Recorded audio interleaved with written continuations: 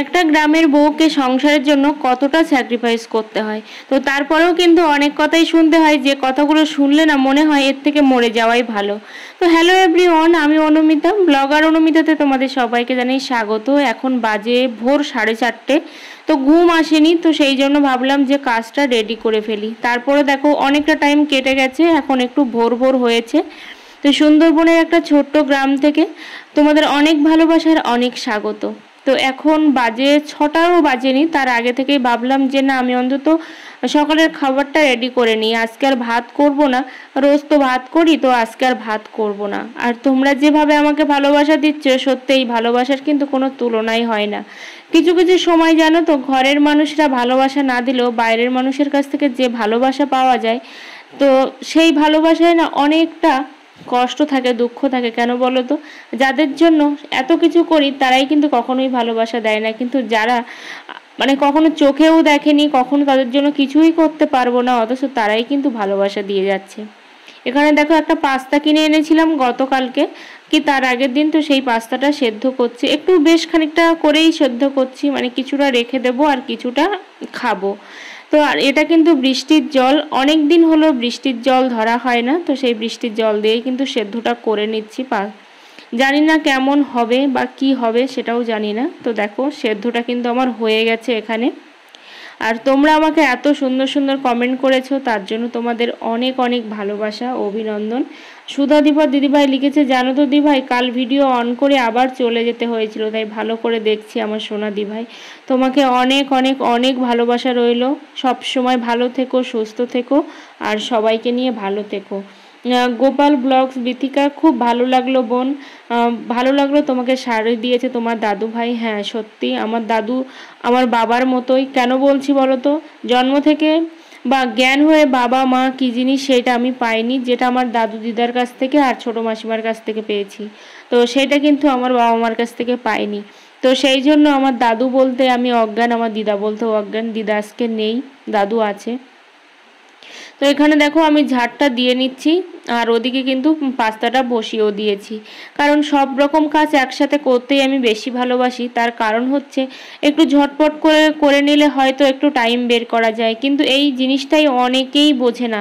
ভাবে যে যেহেতু আমি খুব তাড়াতাড়ি কাজটা শেষ করি, তো মানে রান্না কাজকর্ম বাসি কাজ সব প্রায় অনেক তাড়াতাড়ি শেষ করি। তো অনেকেই ভাবে যে আমি কোনো কাজই করি না, আমি শুধু শুই খাই আর বসে থাকি, এটাই অনেকের ধারণা। কিন্তু একটা জিনিস সারাটা দিন না লাগিয়ে আমি মনে করি একটু তাড়াতাড়ি করে, যদি সোশ্যাল মিডিয়াতে আছি যখন, সেখানেও একটা কাজ করতে হয়, সেখানেও কিন্তু একটা টাইম মেনটেন করতে হয়। সেইটা না কেউই বোঝে না, শুধু সবাই ভাবে যে সারাদিন তো কোনো কাজ নেই, শুধু ফোন ঘাটা। কিন্তু তার মধ্যেও যে কতগুলো কাজ করি। আর একটা কথা কি বলতো, সবার কপাল তো আর সমান হয় না, সবার কপাল সোনায় বাঁধানোও হয় না। তো কিছু কিছু মানুষের কপাল কিন্তু সত্যিই পোড়া কপাল হয়, যেখানে কিন্তু হাজার কিছুর পরেও কোনো রকম নাম পাওয়া যায় না। তো এখানে দেখো অনেক জামা কাপড় নিয়ে এসেছি, এখনও প্রচুর জিনিসপত্র আছে, সেগুলোও কাচতে হবে। গতকালকে সারাটা দিন আমি উঠতে পারিনি, মানে ওঠার মতো ক্ষমতা ছিল না আমার।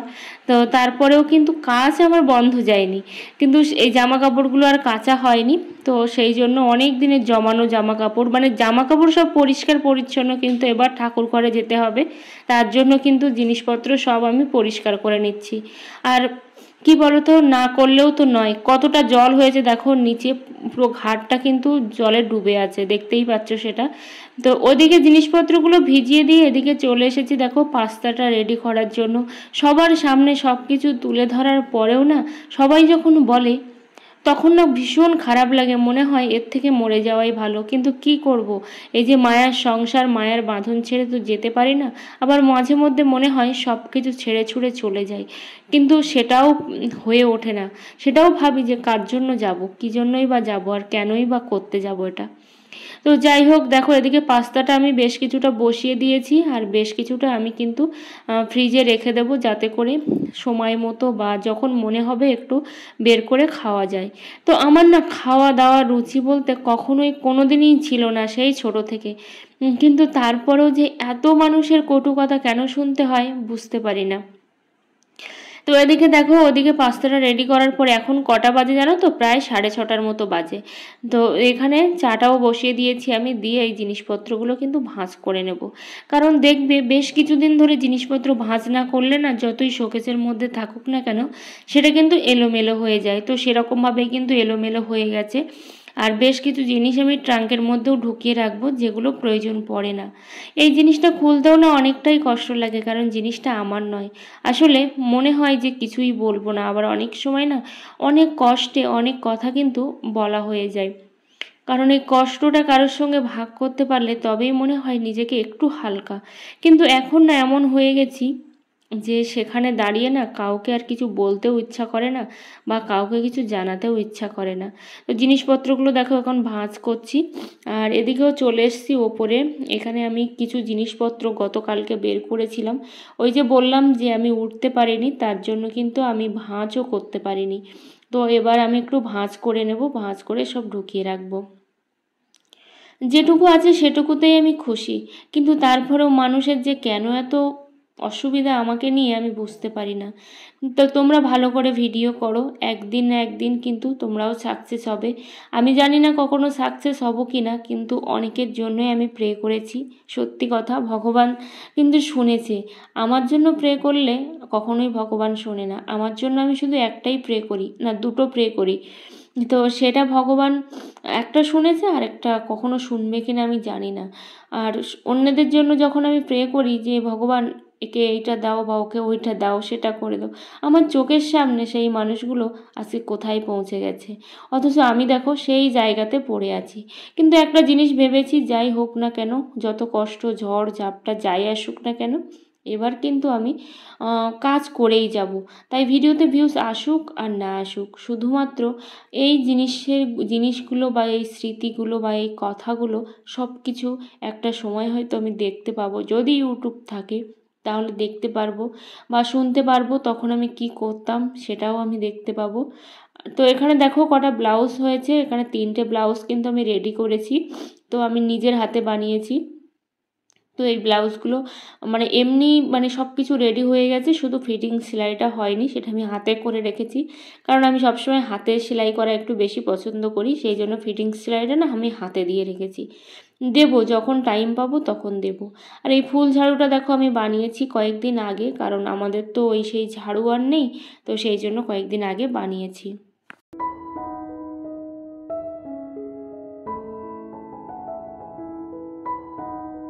বেশ সুন্দর হয়েছে কিন্তু ফুল ঝাড়ুটা, কার কেমন লাগছে অবশ্যই কমেন্টে জানিও।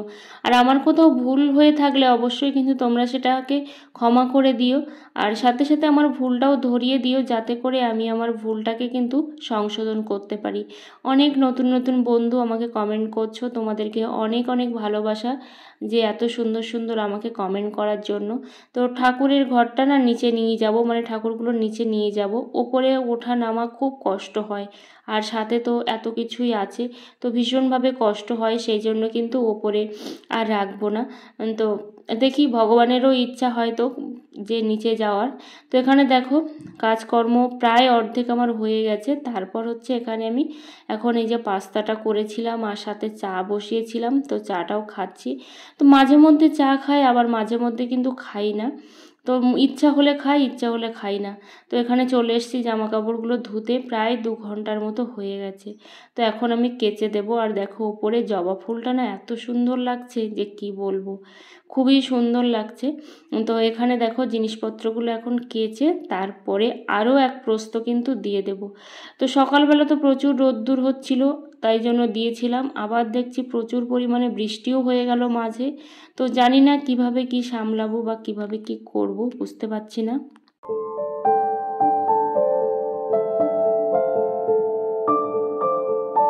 যত আঘাত পাবো জীবনে তত না মানুষ চিনতে শিখবো, কিন্তু আমি কোনোদিন মানুষ চিনতে শিখবো কিনা সেটাই জানি না।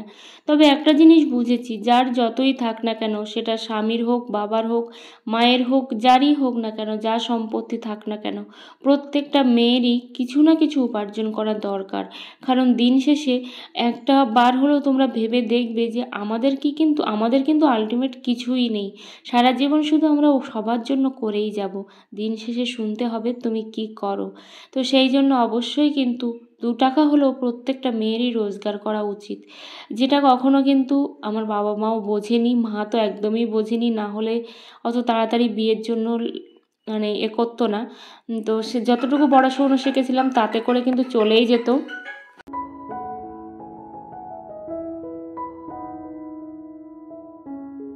তো জিনিসপত্রগুলো নিয়ে দেখো চলে এসেছি, একটু একটু রোদ্দুর হচ্ছে, তো রোদ্দুর হলে মনটাও বেশ ভালো লাগে, কেন বলো তো, জিনিসপত্র কেচেছি সেই জন্য। আর সাথে সাথে কিন্তু রোদ্দুর হলে একটু হলেও ভালো লাগে, কারণ জল পড়লে না প্রচুর পরিমাণে চারিদিকটা ভিজে ভিজে হয়ে যায়, ভালো লাগে না, বা খুব কষ্ট হয় তখন ঝাড় দেওয়া মোছা এটা সেটা করে। পূজা এসে গেছে, কবে যে পূজা, সত্যি কথা আমি এখনও জানি না যে কবে থেকে পূজাটা স্টার্ট হচ্ছে। আসলে মানুষের জীবনে দুঃখ কষ্ট সাথে হচ্ছে সব কিছু মিলিয়ে অনেক কিছুই কিন্তু মানুষকে সুখ জিনিসটা ভুলিয়ে দেয়, আমারও সেম অবস্থা। যাই হোক, দেখো এখানে অনেক জিনিসপত্র মেলেছি, এখনও অনেক জিনিসপত্র ভিজানোও আছে। তো ভেবেছিলাম একটু সকাল সকাল, আজকে যেহেতু প্রায় 2 মাস পরে ঠাকুর ভোগ দিচ্ছি, একটু তাড়াতাড়ি করব। তো এদিকে দেখো আবার রান্নার জোগাড়, তো রান্নার জোগাড়টাও করতে চলে এসেছি। কি করব, কিছু করার নেই। তো হাজার করেও যখন কিছুই হবে না, তো না করলেও কিছু হবে না। তো এখানে দেখো পটলগুলো কাটছি, ওদিকে যেতে হবে আবার ঘরটা পরিষ্কার করতে, যে ঘরে ঠাকুর রাখবো সেই ঘরে যাব পরিষ্কার করতে। তো তার আগে আমি এখানে তরকারিটা কেটে নিচ্ছি। মনে হয় এবার গ্যাসটা ফুরিয়ে যাবে, দেখো বাইরে থেকে কত হাওয়া দিচ্ছে দেখতে পাচ্ছ। আর আমি যেহেতু ভিজে গায়ে আছি, তো ভিজে গায়ে থাকতে আমার খুব কষ্ট হয়, কারণ ওই যে জলের মধ্যে কাচাকুচি করতে করতে কিন্তু আমি ভিজে গেছি। ভেবেছিলাম স্নান করতে যাব, তো ভাবি এক হয় আর এক, তো ভাবলাম যে স্নানটা সেরে নেব, কিন্তু সেটা আর হলো না। এখানে দেখো এইটা কিন্তু রান্নাঘর ছিল, প্রায় 1 বছর রান্না করেছিলাম, তারপরে আর করা হয়নি, আর করবও না কখনো। তো দেখো ভালো করে কিন্তু সাবান জল দিয়ে এটাকে পরিষ্কার পরিচ্ছন্ন করে নিচ্ছি, আর নিয়ে তারপর হচ্ছে এখানে গঙ্গা জল ধুনো সব কিছু দিয়ে সব কিছু রেডি করে তারপরে কিন্তু ঠাকুর নিয়ে আসবো। তো প্রচুর শরীরটা খারাপ লাগছিল, সেটা আমি বলে বোঝাতে পারবো না। তো এখন বিকালবেলা একটা মেয়ে এসেছে, মানে এখানকারই মেয়ে, এখন বউ হয়ে গেছে, একটু আইব্রো করতে। তো বললাম একটু বস বস করছিলাম, কারণ খুবই শরীরটা খারাপ লাগছিল। তো দেখো ওর বোনও আসছে পিছন দিকে, আরেকজনও আসছে, সব বান্ধবী।